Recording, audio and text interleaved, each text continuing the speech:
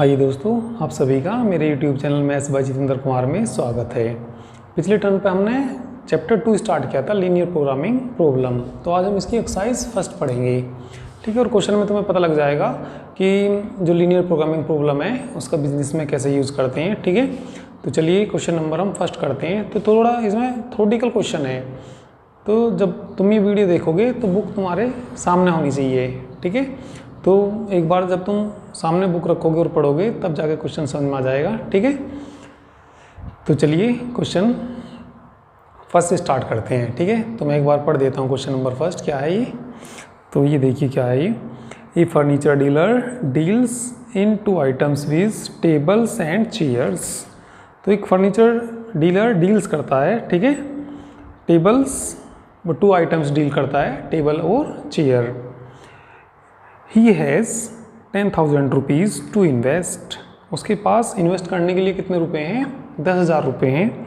And space to store at most 60 pieces, ठीक है। और उसके पास जो स्पेस है, ठीक है, स्टोर करने के लिए एट मोस्ट अधिक से अधिक कितने पीसीज रख सकता है? वो 60 पीसीज रख सकता है, including both tables and chairs, जिनमें दोनों चीज़ें इंक्लूड हो जाती हैं, टेबल भी और चेयर भी। A table cost him 500 rupees and chair 100 rupees. तो उसको जो एक टेबल पड़ती है, ठीक है, एक टेबल कितने की पड़ती है उसको? 500 रुपीज़ की। और चेयर कितने की पड़ती है उसको? 100 रुपीज़ की। He can sell all the items the he by earning the profit, ठीक है, 50 rupees for each table and 15 for each chair. He can sell, यानी कि, ठीक है, वही वो सेल करता है ऑल आइटम्स, सभी आइटम्स को, ठीक है। ही बाई, जो उसने खरीदे। तो अर्निंग प्रॉफिट, तो उसको एक टेबल पे जो प्रॉफिट होता है कितने का? 50 रुपये का। एंड चेयर पे कितने का प्रॉफिट होता है उसको? 15 रुपीज़ का। Formulate this problem as a LPP so that he maximise profit. इस प्रॉब्लम को हमें फॉर्मुलेट करना है इसमें LPP में, so that he maximise profit, ताकि उसको मैक्सिमम प्रॉफिट हो सके, ठीक है। तो भाई जैसे ही इसका बिजनेस है तो उसको हम बता सकते हैं कि उसको इतने तो क्या खरीदने चाहिए? चेयर खरीदने चाहिए और इतने टेबल खरीदने चाहिए, तो ताकि उसको कितना मैक्सिमम प्रॉफिट हो सके। तो इन सारी कंडीशन को देखते हुए वो इसके पास 10,000 रुपये हैं, स्टोर इतने की, ठीक है, स्टोर करने के लिए जो स्पेस है वो 60 पीसीज रख सकता है, ठीक है। एक जो टेबल पड़ेगी 500 की पड़ेगी उसको, चेयर कितने की पड़ेगी? 100 की। एक पे प्रॉफिट कितने का? ठीक है, टेबल पे प्रॉफिट कितने का? 50 रुपये का। चेयर पे कितने का? 15 रुपये का, ठीक है। तो हम उसको इन कंडीशन के अनुसार ये बता सकते हैं, उसको इतनी तो चेयर खरीदनी चाहिए और इतनी टेबल खरीदनी चाहिए ताकि उसको मैक्सिमम प्रॉफिट हो सके, ठीक है। तो वैसे सोल्व करने के लिए नहीं कहा इसको, तो सोल्व करने के लिए कहेगा तो बता सकते हैं, x1 x2 की वैल्यूज़ निकाल सकते हैं। अभी तो क्या करना है, इसको फॉर्मुलेट करना है, इसमें LPP में फॉर्मुलेट करना। चलिए फॉर्मुलेट कर देते हैं, ठीक है। तो ये क्वेश्चन नंबर कौन सा है? ये फर्स्ट क्वेश्चन है ये, ठीक है। चलिए फॉर्मुलेट कर देते हैं। तो इन्होंने जो दे रखा, हम मान लेंगे जो फर्नीचर डीलर है, x1 तो टेबल खरीदता है वो, और x2 चेयर खरीदता है। तो लिख लेंगे हम लेट, ठीक है, late furniture dealer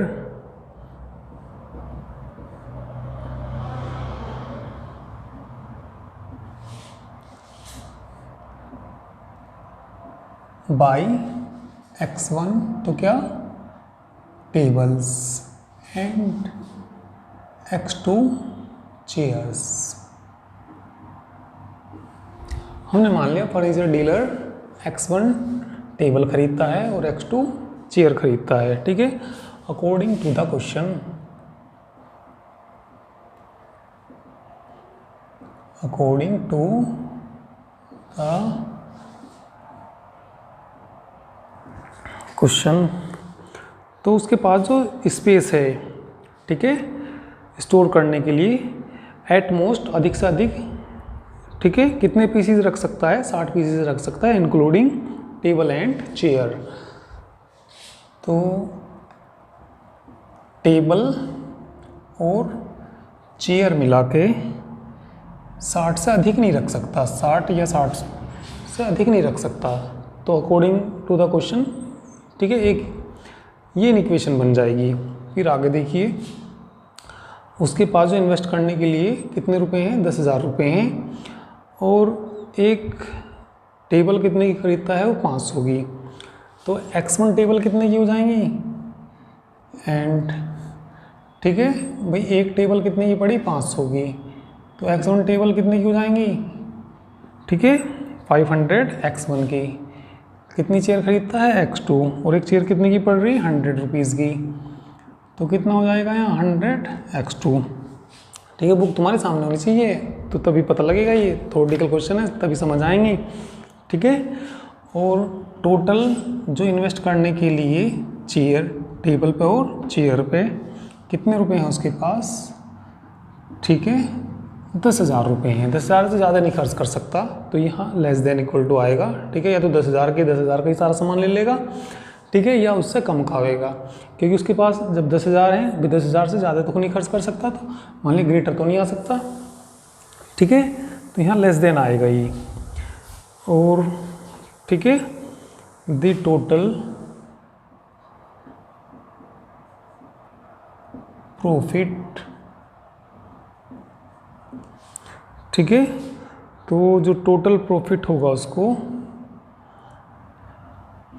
to the dealer is Z मान लिया ये हमने। ठीक है, तो ये देखो, उसको एक टेबल पे 50 रुपये का प्रॉफिट हो रहा। ठीक है, तो X1 पे कितने का प्रॉफिट हो जाएगा? 50 X1। ठीक है, और प्लस एक चेयर पे कितने का प्रॉफिट हो रहा? 15 का। तो ये कितना आ जाएगा? 15 X2 आ जाएगा। ठीक है, अब सारी प्रॉब्लम को लिख देंगे। Hence the LPP is as follows. तो देखो क्या बन जाएगी सारी LPP। मैक्सिमम प्रॉफिट चाहिए, तो यहाँ आ जाएगा maximum Z equal to 50 X1 plus 15 X2 subject to constraints, subject to constraints, वो ऑब्जेक्टिव फंक्शन बोलते हैं इसको, उसके नीचे लिखते हैं। ठीक है, तो देखना क्या क्या बन जाएंगे इनसे, क्या क्या बन गई मतलब इनसे। X1 plus X2 less than 60 and, ठीक है, नीचे दिख तो जाएगा ये। हाँ, तो क्या बन गई ये? 500 X1 plus 100 X2 less than 10,000। ठीक है,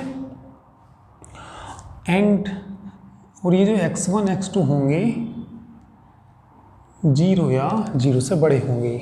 तो 0 या 0 से बड़े क्यों होंगे ये भाई? या तो एक भी चेयर या टेबल, या तो वो खरीदेगा ही नहीं भाई। मान लिया उसने एक भी टेबल नहीं खरीदी, सपोज करो, सारी क्या खरीदी?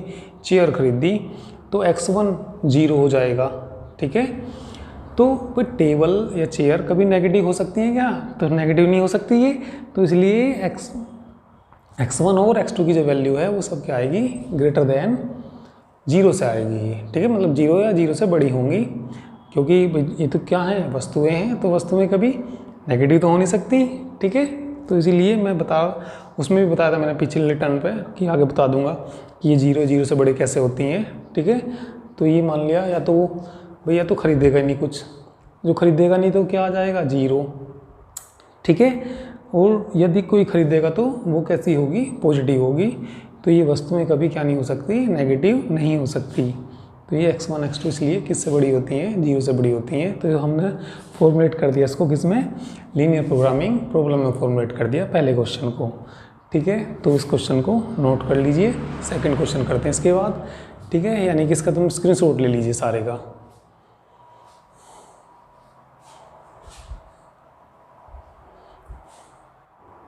तो चलिए क्वेश्चन नंबर 2 करेंगे अब। ठीक है, तो 2 में एक बार पढ़ देता हूँ, तो बुक तुम्हारे सामने होनी चाहिए। ठीक है, तो चलिए क्वेश्चन नंबर 2 देखिए।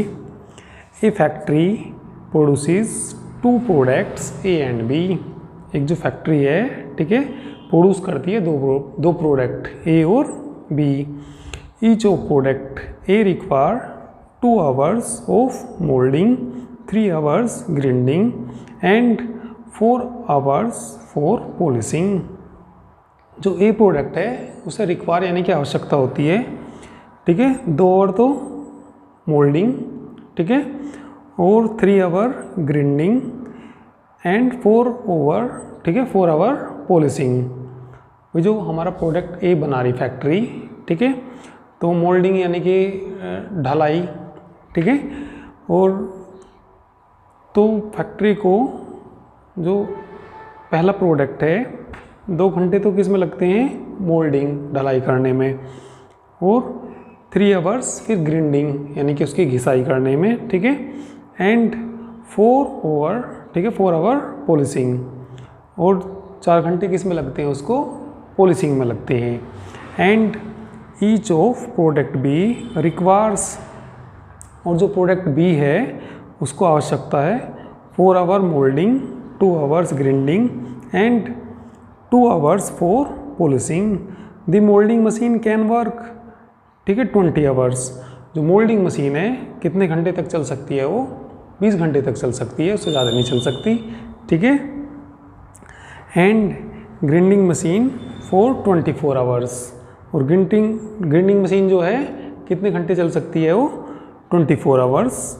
And polishing machine available for 13 hours, ठीक है, और जो, ठीक है, पॉलिशिंग मशीन है वो, ठीक है, अवेलेबल फॉर कितने घंटे के लिए अवेलेबल हो सकती है, 13 hours. The profit is 2 per unit of ए। तो ए पे कितने का प्रॉफिट होता है, ठीक है, 5 रुपीज़ का। एंड 3 पर यूनिट बी, और जो बी प्रोडक्ट है उस पर कितने का प्रॉफिट होता है, 3 रुपये का प्रॉफिट होता है। Assuming that the factory can sell all that produce formulate the problem as LPP to maximisation profit. तो हमें इसे फॉर्मुलेट करना किसमें, लीनियर प्रोग्रामिंग प्रॉब्लम में, ताकि मैक्सिमम प्रॉफिट हो सके। भी सोल्व भी कर सकते हैं इसको, जैसे कि पहले भी तुम्हें बता रहा था। तो मैंने ये बताया था कि जो हमारी लीनियर प्रोग्रामिंग प्रॉब्लम है बिजनेस में, ठीक है, बिजनेस में और, ठीक है, इंडस्ट्री में इसको यूज़ कर सकते हैं। तो भाई कोई फैक्ट्री है तो इंडस्ट्री में इसका यूज़ हो गया ही, तो हम बता सकते हैं उसको भाई कितने प्रोडक्ट, ठीक है, प्रोड्यूस करने चाहिए ताकि मैक्सिमम प्रॉफिट हो सके। तो हम मान लेते हैं, चलिए पहला प्रोडक्ट उसने X1 बनाए फैक्ट्री ने, और दूसरा प्रोडक्ट X2 बनाए। फॉर्मेट करना, सोल्व नहीं करना इसको, ठीक है, आगे जाके सोल्व भी करने होंगे ये। तो क्वेश्चन नंबर है ये 2 क्वेश्चन है ये, ठीक है। तो मान लेंगे लेट, ठीक है, जो क्या दे रखी, फैक्ट्री दे रखी, प्रोड्यूस,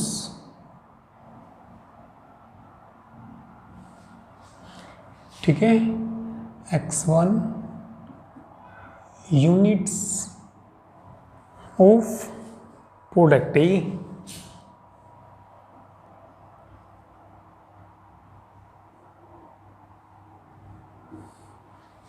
and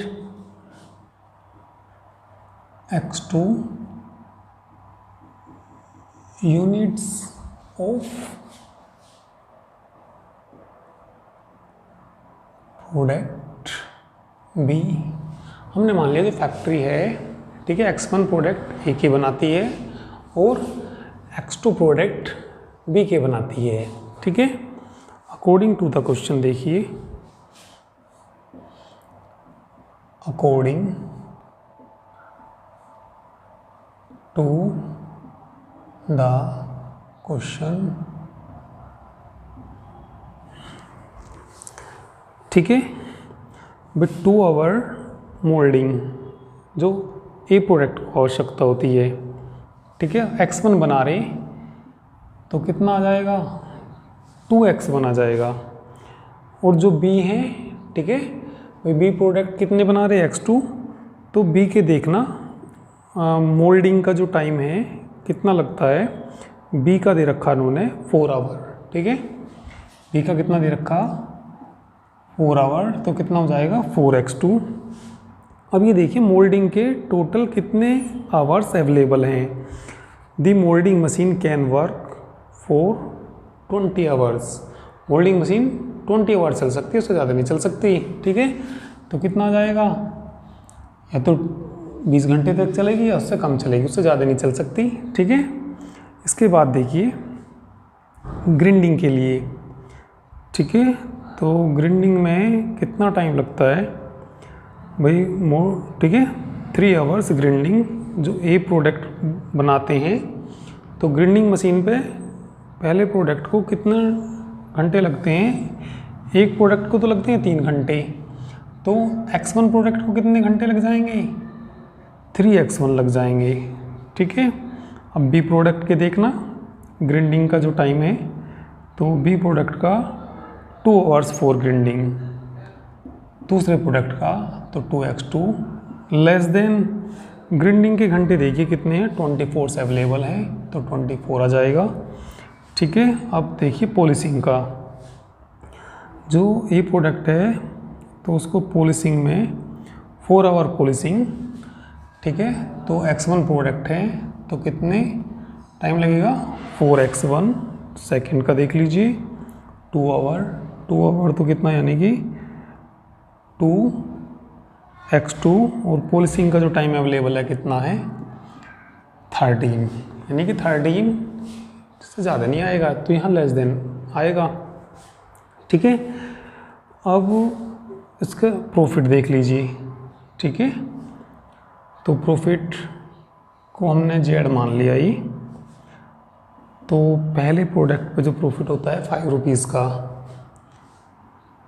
ठीक है, एक प्रोडक्ट पे 5 रुपीज़ का होता है, तो x1 प्रोडक्ट पे कितने का प्रॉफिट हो जाएगा, 5x1 का। सेकंड प्रोडक्ट पे जो प्रॉफिट होता है 3 रुपये का, ठीक है, और प्रोडक्ट कितने हैं दूसरे x2, तो कितने का हो जाएगा, 3x2 का हो जाएगा ये, ठीक है। अब इसको लीनियर प्रोग्रामिंग प्रॉब्लम में लिख दीजिए, फॉर्मुलेट कर दीजिए, तो लिख देंगे यहाँ पे, hence the linear programming problem is as follows। तो देखो मैक्सिमम प्रॉफिट चाहिए उसको ना, ठीक है, तो मैक्सिमम जेड आ जाएगा ये, मैक्सिमम जेड इक्वल टू कितना, 5x1 plus 3x2 subject to constraints, subject to constraints,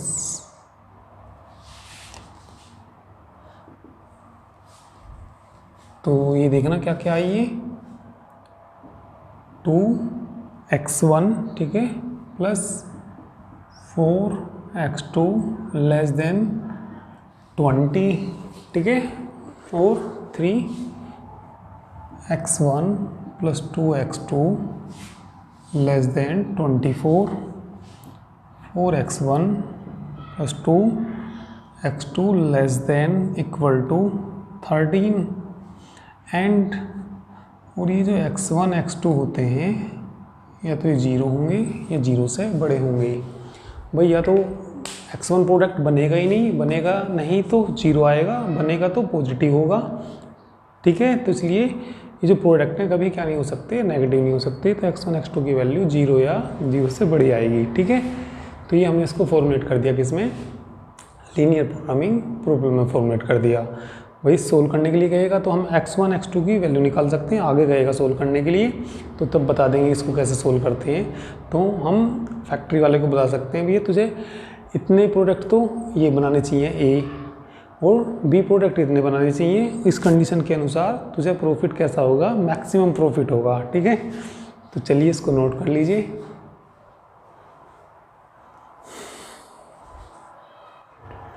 चलिए इसके बाद क्वेश्चन नंबर 3 देखना। ठीक है, तो 3 पढ़ना क्या दे रखा। तो 3 में ये दिया, a dietician decides a certain minimum intake of vitamins A, B and C for a family. तो एक जो डाइटिशियन है, ठीक है, वो डिसाइड करता है कि फैमिली को minimum vitamin A B C, ठीक है, कितना लेना चाहिए। The minimum daily needs of vitamin A B C are 30, 20, 16 units respectively. जो मिनिमम डेली, ठीक है, नीड्स है, आवश्यकता है वो विटामिन ए बी सी की, ठीक है, जो मिनिमम दे रखी है, कितनी चाहिए विटामिन ए, तो 30 यूनिट्स और 20 यूनिट्स। 20 यूनिट्स को क्या चाहिए, विटामिन बी, और सी कितना चाहिए, 16 यूनिट्स।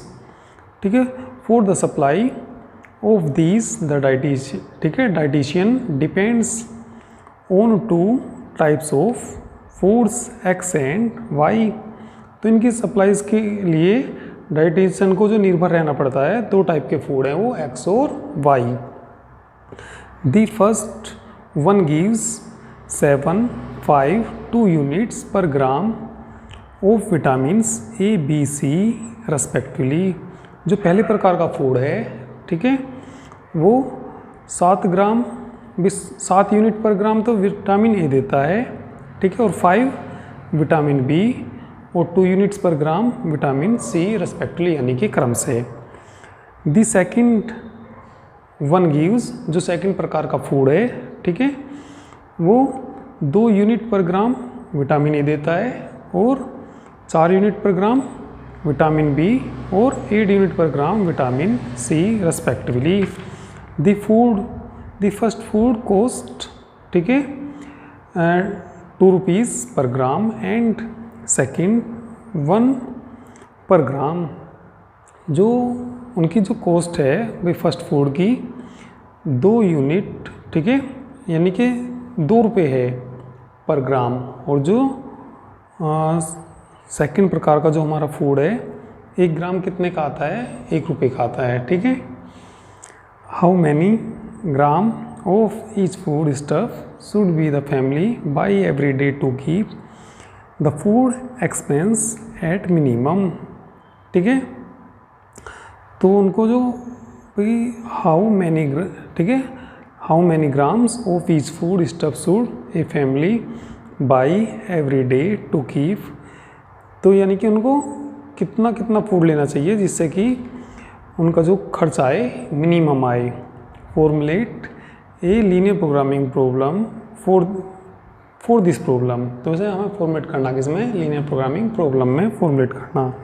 तो ये बताना उनको कितना फूड x1 लेना चाहिए, ठीक है, कितना फूड x लेना चाहिए और कितना फूड y लेना चाहिए। हम मान लेंगे फैमिली को खरीदना चाहिए पहला फूड कितना x1 ग्राम लेना चाहिए और दूसरा फूड x2 ग्राम लेना चाहिए। तो लिख लेंगे इसमें तीसरे क्वेश्चन में, let family buy x1 gram of food x and x2 gram of food क्या था वो y, कैपिटल Y। ये हमने मान लिया y यानी कि खरीदती है BUY। भाई हमने मान लिया जो फैमिली है x1 ग्राम फूड x खरीदती है कैपिटल X और x2 ग्राम फूड y खरीदती है। ठीक है, तो इसको हमें फॉर्मुलेट करना किसमें, लीनियर प्रोग्रामिंग प्रॉब्लम में। तो खर्च कैसा आना चाहिए, मिनिमम आना चाहिए, तो मैं डायरेक्ट लिख दूंगा इसको, ठीक है। तो मिनिमम जेड कितना आएगा इसमें, मिनिमम जेड, भाई जो पहला फूड है, ठीक है, जो फर्स्ट फूड है एक्स है, उसकी कॉस्ट कितनी दे रखी, 2 रुपये पर ग्राम, और उसे हम कितना खरीद रहे हैं, x1 ग्राम, तो कितना आ जाएगा 2x1 प्लस, ठीक है, सेकंड वाला x2, और कितने का पड़ रहा है, 1 रुपये का 1 ग्राम पड़ रहा, तो 1 इंटू x2, ठीक है। सब्जेक्ट टू कंस्ट्रेंट्स लिखेंगे, सब्जेक्ट टू कंस्ट्रेंट्स, तो देखिए क्या आ जाएगी,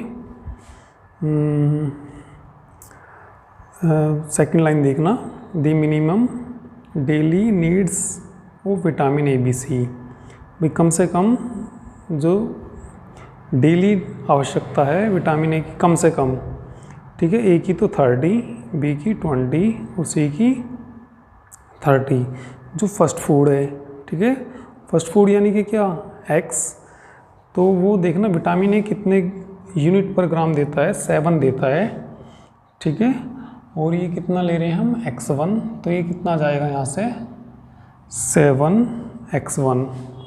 सेकंड वाले में देखना विटामिन ए के लिए, ठीक है, the second 1 gives 248 units per gram these vitamins, ठीक है। तो सेकंड वाले फूड में जो विटामिन ए है 2 यूनिट पर ग्राम मिलता है, ठीक है, और ये कितना खरीद रहे x2, तो कितना आ जाएगा ये 2x2। तो मिनिमम कितने की रिक्वायरमेंट्स होती है फैमिली को विटामिन ए की, 30 दे रखा, सेकंड लाइन में देखना 30, मिनिमम 30, ठीक है, तो ये कम से कम 30 है, उससे ज़्यादा मतलब ले सकते हैं। तो यहाँ कैसा चिन्ह आएगा, ये ग्रेटर देन का, भाई ये जो 30 है कैसा है, मिनिमम है, मिनिमम है तो कम से कम है ये, ठीक है।